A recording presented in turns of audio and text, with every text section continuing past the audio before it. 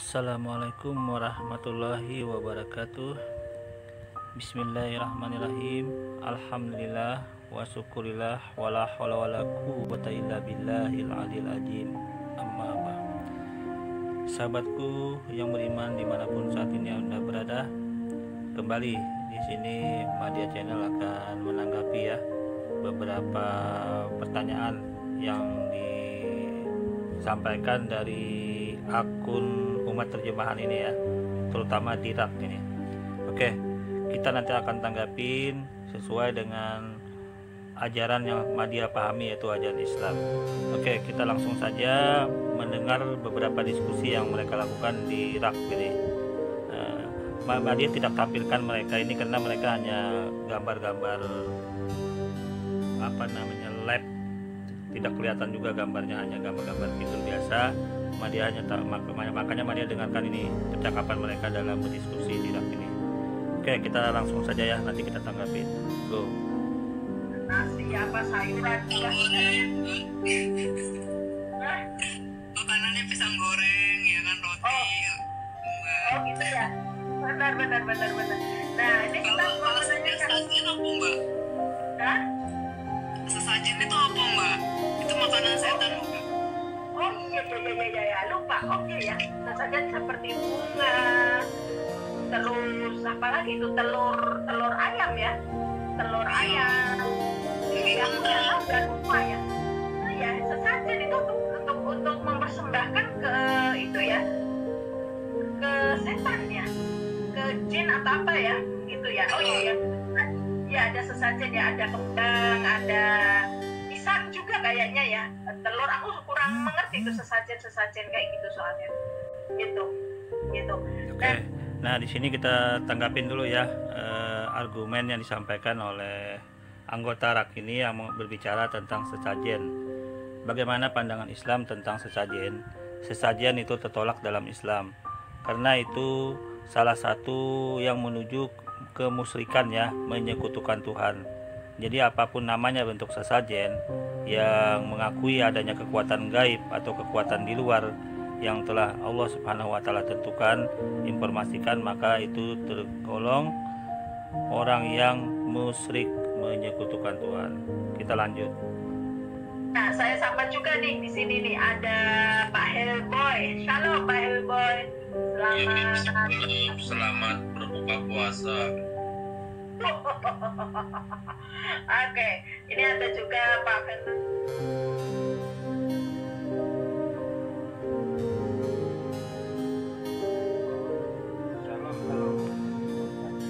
Oke. Salam Pak Syam. Salam Pak Sam. Halo. Ya, apa kabar? Ramai ini kayak ini. Oke. Saya pantau terus kok. Oh mantap, mantap lah. Nah ini temanya malam ini nih, mengapa jangan banyak bertanya dan menghafalkan saja? Karena kata siapa Bang Zan X semalam, kalau kita banyak tanya bisa gila. Jadi jangan banyak tanya biar gak gila, makanya dilarang bertanya, banyak tanya biar gak gila dan menghafalkan saja. Oke. Kita tanggapin dari judul ini ya. Nah, ini salah satu judul yang sebenarnya penggiringan opini saja sebenarnya, hal seperti ini. Di dalam Islam itu ada room tanya jawab, ada hal-hal apa saja tentang Islam itu ada jawabannya. Yang dimaksud jangan banyak tanya yang tidak berfaedah, itu maksudnya di dalam Al-Quran, yaitu bertanya tapi yang tidak berfaedah malah merugikan, seperti umat-umat terdahulu yang mana dulu diinformasikan kepada Bani Israel tentang sapi. Nah, pada saat itu disuruh menyediakan sapi. Akan tetapi karena kengeyelan atau karena banyak bertanya umat Yahudi tersebut, makanya sapinya jadi sangat susah dengan syarat-syarat yang ditanyakan itu, karena terlalu banyak bertanya umat Yahudi itu. Jadi sapinya itu katanya yang bagaimana ukurannya bla bla bla, itu mempersulit diri sendiri. Padahal kalau dia tidak bertanya maka disuruh menyediakan sapi, tentunya sapinya nggak terlalu susah. Begitu ditanya ukurannya, bentuknya, bla bla, jenisnya, warnanya, nah inilah yang sebenarnya diinformasikan di dalam Al-Quran. Jangan bertanya yang hal-hal yang menyulitkan diri sendiri. Ya, di dalam Islam seperti itu. Jangan bertanya yang menyulitkan diri sendiri. Kita lanjut. Oke, Kasihan mungkin Pak banget ya, Fernando. Mbak. Oke. Tanya mungkin Pak Fernando ya mau ada tambahan lagi silahkan. Oke, selamat pagi semua masyarakat ya. Pagi ini kita memang yang part kedua ya, kita pertanyakan apa ada di saya sendiri kepala pikir jadi katakan kalau mau masuk surga apa kita nanti ini saya mungkin kepala pertanyaannya ya saya bacakan sedikit ya. Allah Azza wa Jalla memiliki 39 nama ya. 100 kurang 1. Barang siapa menjaganya dia akan masuk surga. Sesungguhnya amal merupakan diri. Tambahkan dari yang berarti Abdul ya. Dia dalam yang ada itu ganjil. Dan bukan yang ganjil ya. Nah di sini nanti kan kita bicarakan banyak sekali larangan yang ada di dalam Islam. Ada tadi di thumbnail ya, kita melihat bahwa ada sekitar 200 lebih larangan di dalam Islam. Bahkan ada yang katakannya 32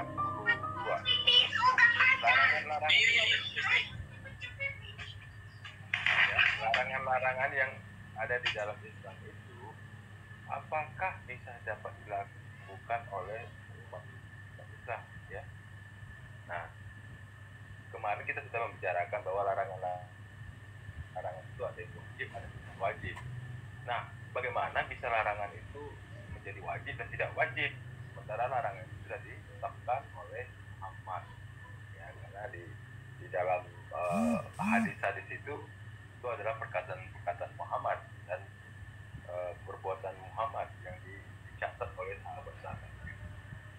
Mungkin begitu dulu dari saya. Oke.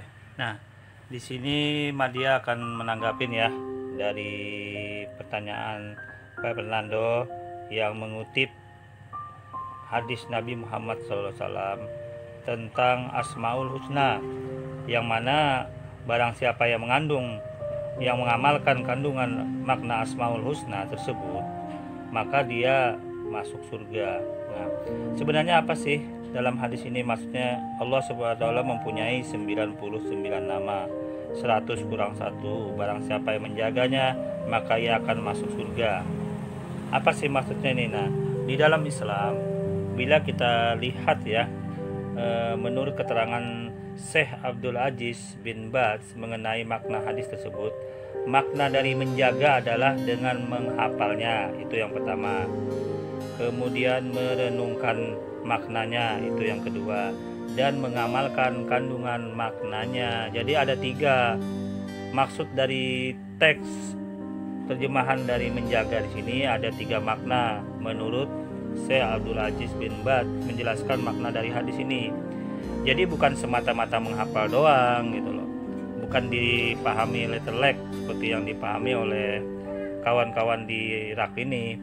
Jadi intinya bagaimana? Intinya menjaganya di situ ada makna menghafalnya. Tentunya menghafalnya ini dengan tahu makna artinya dong, ya kan? Terus merenungkan maknanya. Nah, dari nama-nama Asmaul Husna tersebut yang tentunya sudah otomatis digambarkan dengan sifat-sifat ketuhanan itu sendiri. Nah, kemudian mengamalkan kandungan maknanya. Nah, mengamalkan kandungan maknanya juga sangat banyak pemahamannya, akan tetapi intinya dalam mentauhidkan Tuhan itu sendiri ya. Jadi cukup jelas ya. Jadi cukup jelas bahwa mengingat adanya kebaikan yang banyak dan ilmu yang bermanfaat dalam mengamalkan kandungan Asmaul Husna tersebut, karena mengamalkannya merupakan sebab kebaikan bagi hati, kesempurnaan takut kepada Allah dan menunaikan haknya. Jadi dalam hal ini adalah makna kesempurnaan dalam ilmu tauhid. Umat Islam itu bertauhid, jelas konsep Tuhannya sangat jelas, tidak seperti ajaran kawan-kawan dimana konsep ketuhanannya kan masih belum jelas, masih dicari mana yang benar, mana yang salah. Buktinya apa? Buktinya Oneness sampai Tritunggal sampai saat ini masih saling sesat menyesatkan, sikut menyikut, saling debat. Jadi kan itu artinya konsep ketuhanannya di ajaran mereka ini masih ngambang, belum jelas. Nah, Islam sudah jelas, tauhid. Tidak ada hal-hal yang saling bertentangan dalam tauhid dalam Islam. Ini keistimewaannya Islam ya. Kita lanjut dulu terjemah pertanyaan dari mereka ini.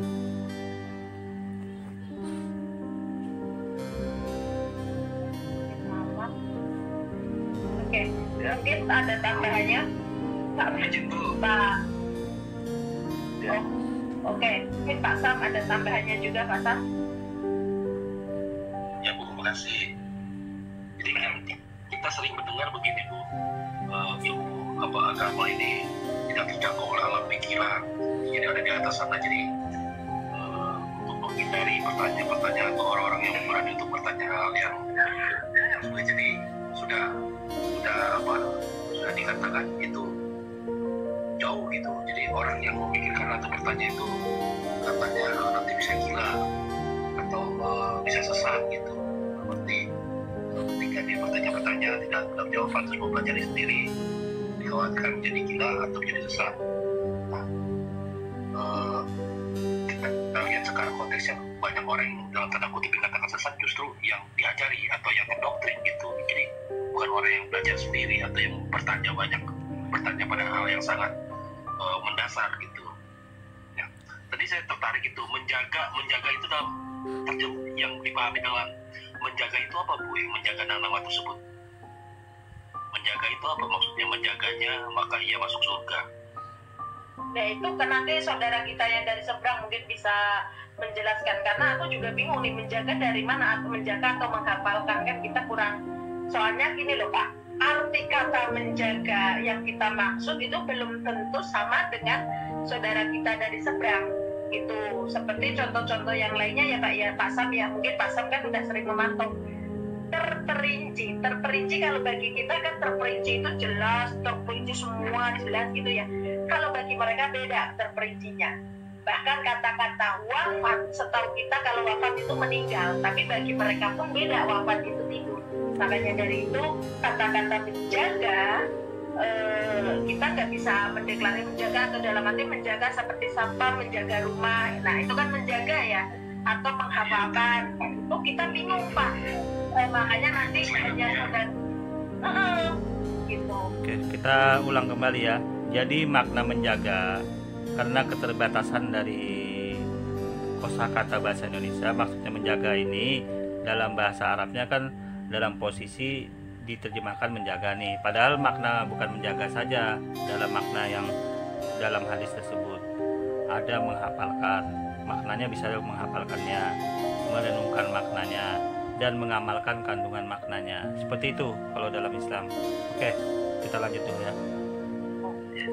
Jadi kalau menjaga ini kan kita sering mendengar teman-teman muslim menghafalkan 99 nama itu dalam arti terus mengajarkannya berulang-ulang dalam arti dia menghafalkan lalu mengajarkannya berulang-ulang supaya pengajaran tentang 99 itu terus tegak gitu kan, ada gitu terbunyi terus, tidak terlupakan. Nah itu mungkin menjaga jadi terlestari gitu ya. Nah saya rasa kalau cuma seperti itu maka ia akan masuk surga. Dalam arti begini, ini membuktikan bahwa jaminan untuk masuk surga dalam agama Islam itu cukup mudah, dalam arti tadi yang kita tanyakan apakah menjaga itu menghafalkannya lalu mengajarkan kepada orang yang belum mengenal gitu. Nah, itu dengan cara yang baik. Nah, ini salah satu cara saya melihat bahwa agama Islam itu cukup mudah lah untuk masuk surga ya, dalam menjadi selamat. Dan jadi pertanyaan, kenapa mengambil jalan yang sulit gitu loh. Banyak yang mengambil jalan yang sulit bahkan menjadi pertentangan sesama muslim sendiri gitu. Seperti mengambil jalan kekerasan, mengambil jalan terorisme, itu kan sebagian muslim justru menentang itu. Ada jalan yang mudah menjaga 99 nama tersebut tanpa harus mengambil jalan kekerasan. Atau mungkin ada satu lagi cara yang mudah untuk masuk surga dalam Islam, berarti mendapatkan pahala berjima di malam Jumat. Nah, itu saya ulangi lagi, berjima di malam Jumat itu sebuah kegiatan yang menyenangkan, tentu sama istri ya, sama pasangan ya, atau suaminya ya yang sah gitu. Tapi menyenangkan dan mendapat pahala gitu. Itu saya rasa itu kemudahan juga untuk masuk surga. Lalu kenapa enggak yang hal-hal yang seperti ini yang terus diajarkan? Kenapa harus yang bersifat sampai puncak ke terorisme tersebut, jalan yang sulit begitu, bahkan menjadi pertentangan di antara mereka. Nah, di sini sebenarnya ya, dari argumen Bapak ini menjurus kepada ya penggiringan opini, ya, argumen yang penggiringan negatif saja. Padahal di dalam Islam sudah sangat jelas, teroris itu bukan ajaran Islam. Ya, kalau ada perilaku-perilaku yang menyimpang itu semua agama, saya kira itu cukup banyak yang terjadi. Saya tidak sebutkan saja dalam hal ini ya. Tapi dalam hal ini planning penggiringan negatif saja dalam ini saya tidak tertanggapin ya. Kita lanjut. Sendiri itu mungkin pertanyaan saya, kenapa hal seperti ini nggak akan diajarkan? Kalau dulu kita kan waktu saya remaja atau mungkin diperkenalkan tentang Nabi Muhammad oleh teman saya yang seorang muslim, begini dia bercerita Nabi Muhammad itu dia orang yang sangat baik. Ada kisahnya dia dinodai oleh wanita Yahudi, tetapi dia memberi makannya. Nah, berarti itu kisah itu aja yang diulang-ulang terus, nggak usah yang sampai mengajarkan tentang kekerasan itu bagi kami. Ini diulang-ulang terus ya, Bapak, ini masalah kekerasan. Padahal di dalam kitab suci mereka itu banyak sekali yang anjuran menyuruh membunuh, membasmi suku bangsa Amalek. Ya, anjuran-anjuran sangat membunuh di ajaran mereka juga sangat banyak, tapi Madya tidak bahas lagi di situ karena di sini Madya hanya membahas beberapa pemahaman hadis yang mereka coba pertanyakan ya. Kita lanjut. Yang penting itu realitas ada atau tidak, yang penting itu memiliki makna yang baik gitu dan akan ditularkan terus menerus gitu. Itu pertanyaan saya, Bu. Terima kasih. Ya. Oke. Mungkin ada tambahannya Pak Dehai Jadal.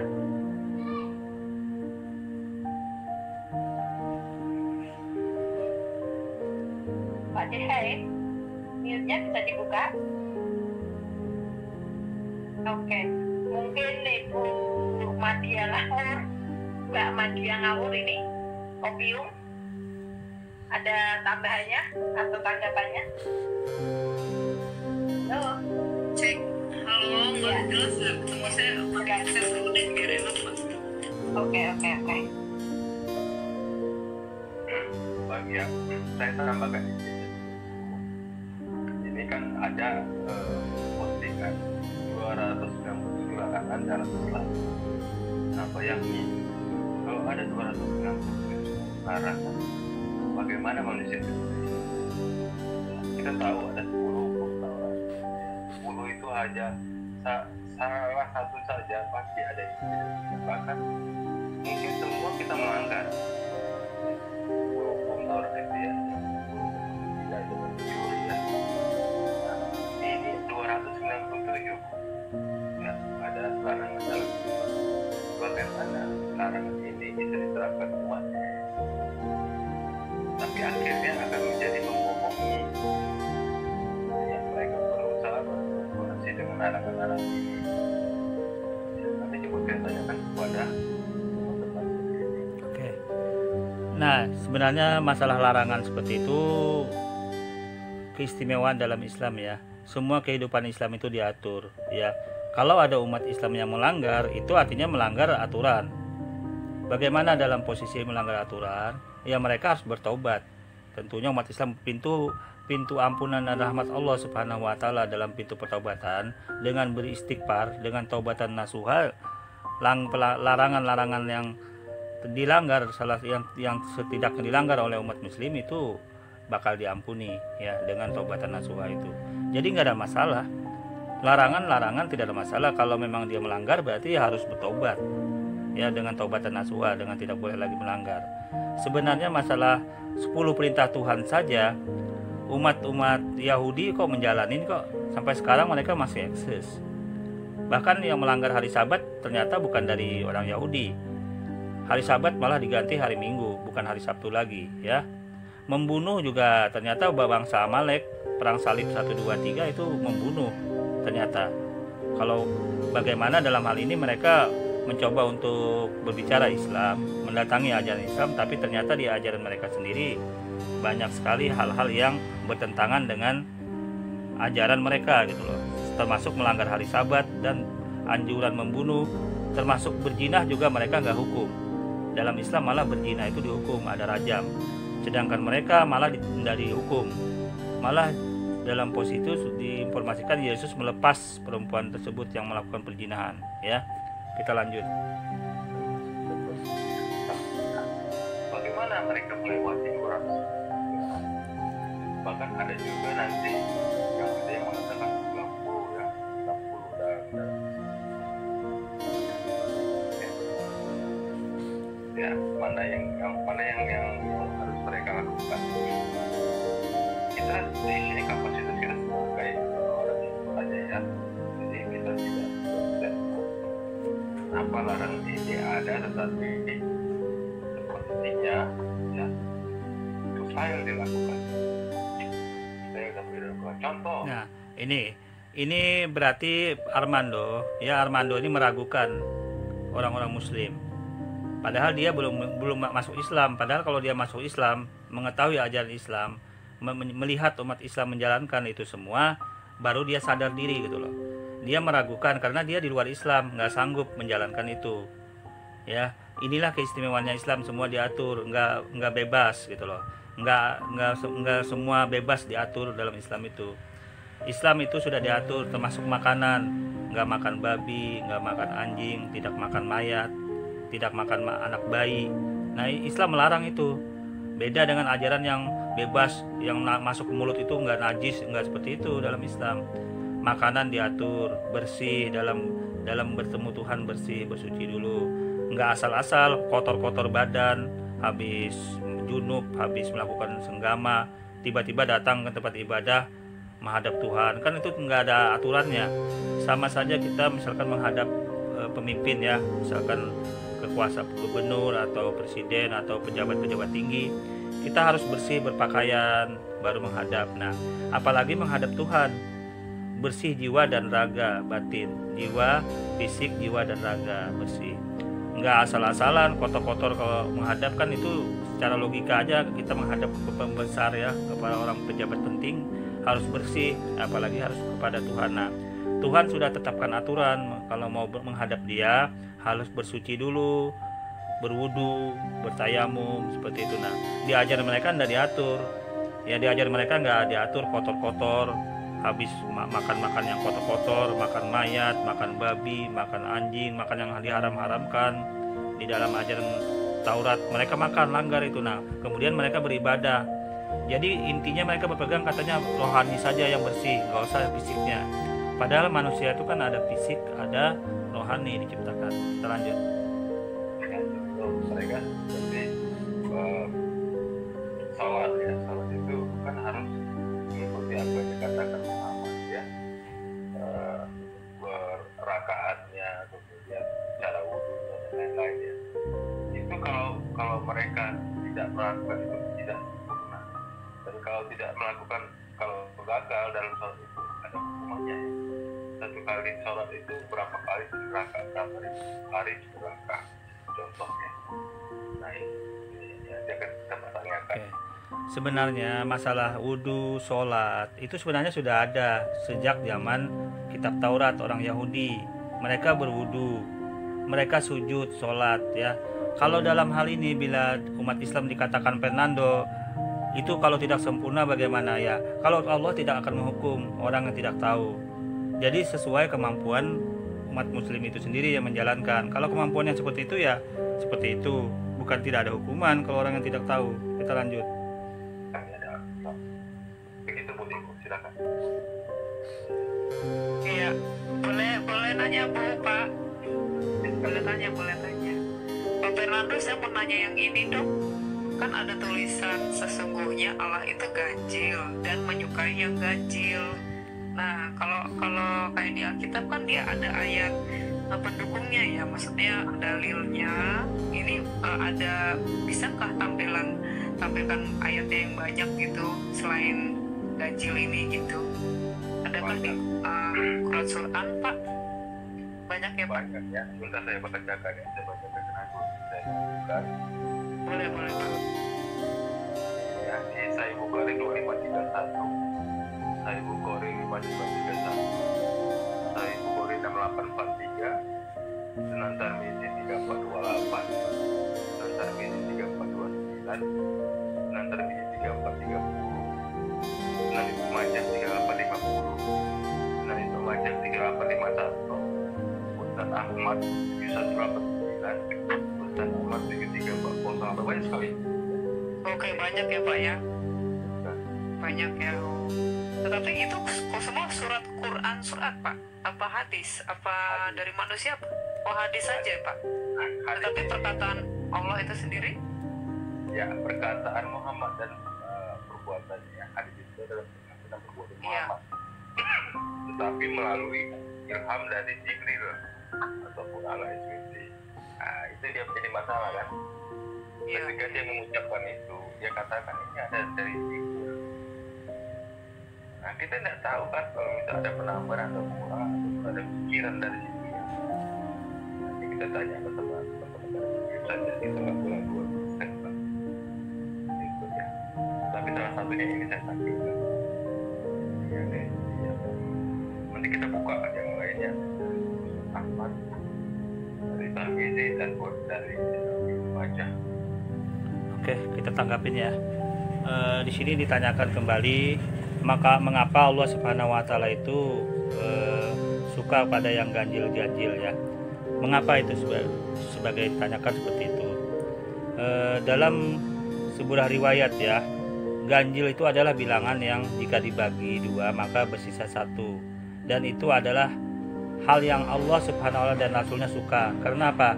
Karena ini menunjukkan keesaan Tuhan yang satu ya.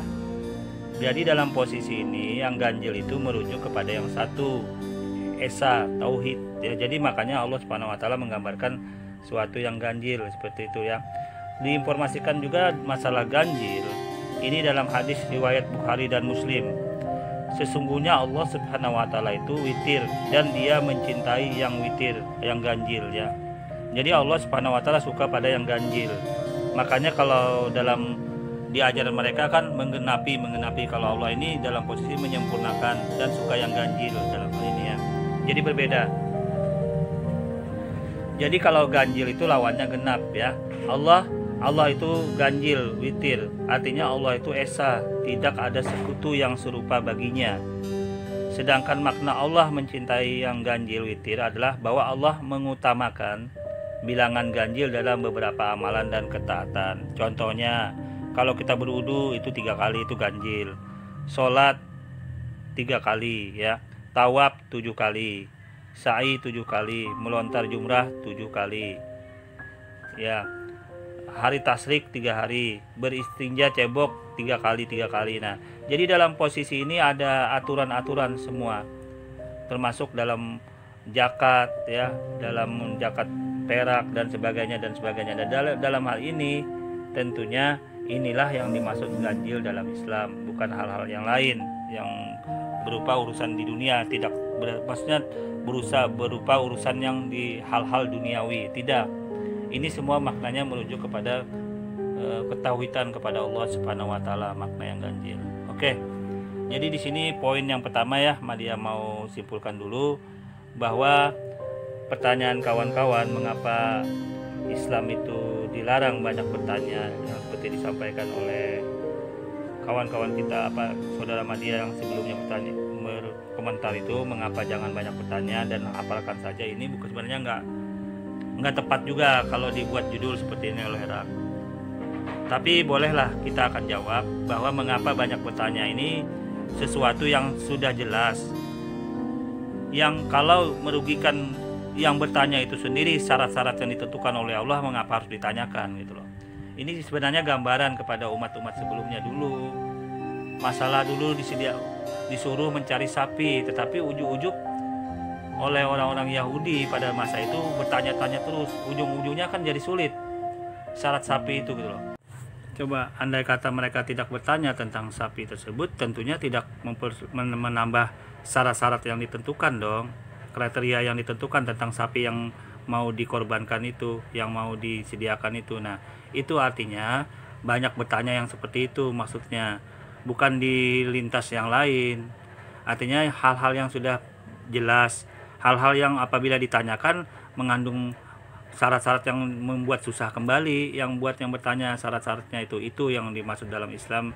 Jangan banyak bertanya yang sudah jelas, tapi ingat konteksnya dalam hal itu saja, bukan hal yang lain. Kalau hal yang lain silahkan bertanya sepuas-puasnya. Dalam Islam sangat jelas hal-hal seperti itu, sangat jelas ya. Apapun yang Anda mau tanyakan tentang ajaran Islam silahkan. Insya Allah orang yang ahlinya dalam Islam itu cukup banyak untuk menjawab hal-hal apa saja tentang Islam yang kawan-kawan terutama di luar Islam ingin tanyakan kepada Anda. Demikian ya yang dapat Madia sampaikan untuk saat ini.